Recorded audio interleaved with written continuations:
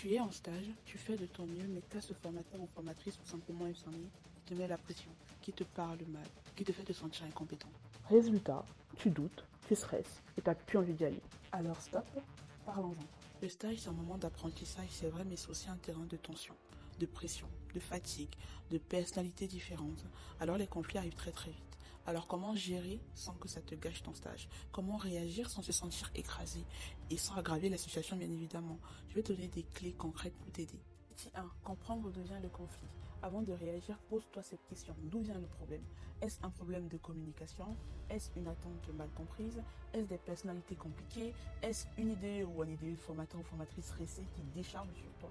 Savoir d'où ça vient, c'est déjà 50% du travail. D'accord? En 2. Garde ton calme. Calmate. D'accord? Analyse la situation. Quand on se sent attaqué, on a souvent envie de répondre directement. On répond de manière cash ou on se renferme. D'accord? Alors c'est une très très mauvaise idée. Très très mauvaise idée. Je parle de par mon expérience. Ok. Alors tu vas respirer. Tu vas prendre 3 secondes avant de parler. Tu vas aller soit dans les vestiaires, soit tester un moyen d'aller aux toilettes, mais tu vas prendre du temps d'abord pour toi, pour digérer l'information. Ok.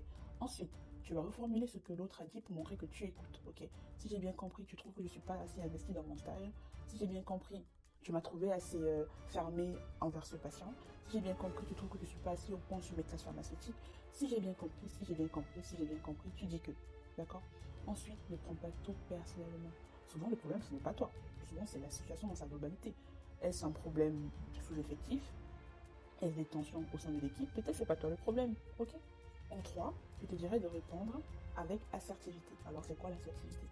L'assertivité, c'est exprimer ce que tu ressens sans agresser et sans subir. Si tu trouves que l'infirmier est sec ou sèche avec toi, tu peux simplement dire: j'entends ce que tu dis, mais j'ai besoin de comprendre pour progresser. Alors, est-ce que tu peux m'expliquer?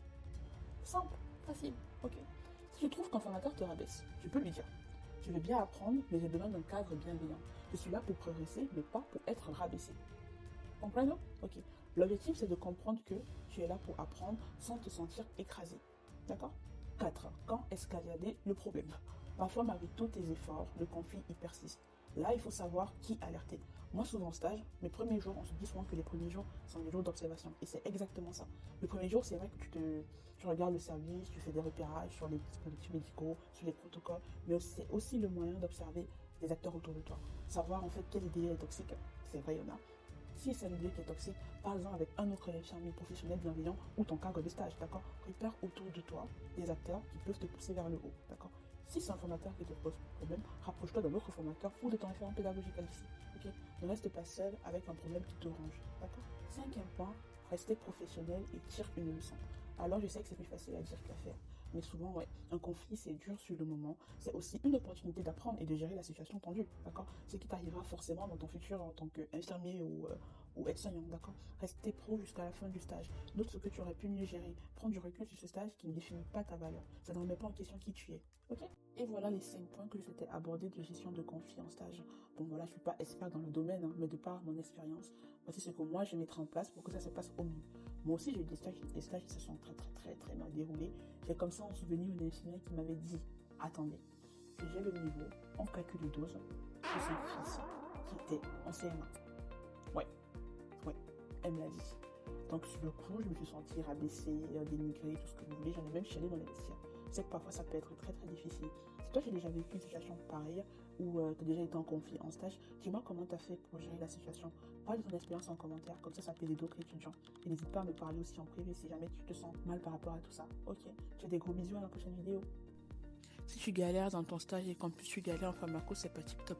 Si tu ne sais pas c'est quoi la dobutamine, bah je te dis simplement en fait que c'est le coach qui pousse ton corps à travailler plus fort pour pomper le sang. Tu vois, je pense que là du coup tu sais ce que c'est. Si tu souhaites des explications similaires, n'hésite pas à te connecter sur mon site internet www.remboursement.com où tu trouveras tous ces guides pharmaco.